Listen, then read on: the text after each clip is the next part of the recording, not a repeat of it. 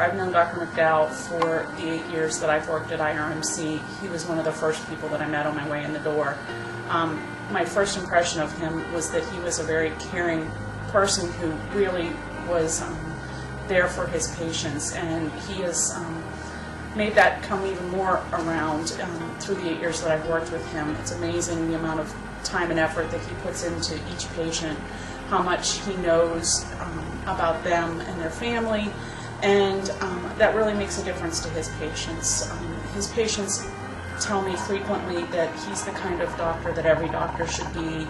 He's professional, yet still cares about them, remembers just the smallest things about them, and that means a lot to them. He's very respectful of their wishes and tries to guide them in their decision-making process, but certainly doesn't make their decisions for him. He mulls things over tremendously before he makes a decision. We have conversations that bounce multiple subjects around, and he's not quick to decide and react, and he certainly takes into account everybody's feelings and is very respectful for them. As most of you know, Dr. McDowell is a practicing cardiologist, and he's been on staff since March of 1982. In January of 2007, Dr. McDowell was elected by his peers to the medical staff president role. In that role, I've worked closely with him over the past few years.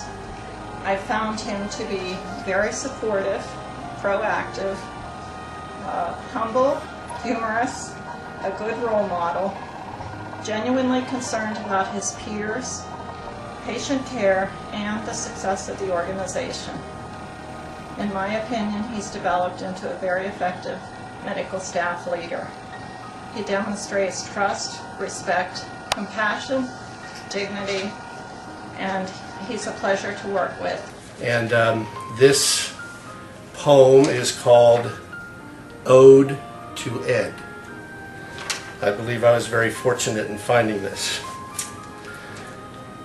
If it's to class and excellence this compass prize is pointing, then it is no mistake at all that Ed gets this anointing. A finer doctor you won't find, compassionate and smart. He's turned his medical career into a work of heart.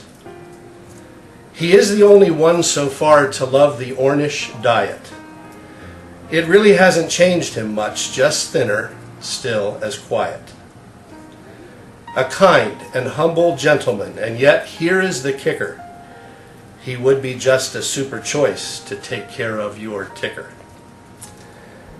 He won't do your colonoscope, nor rid you of impaction, but he will listen, then will ask, what's your ejection fraction?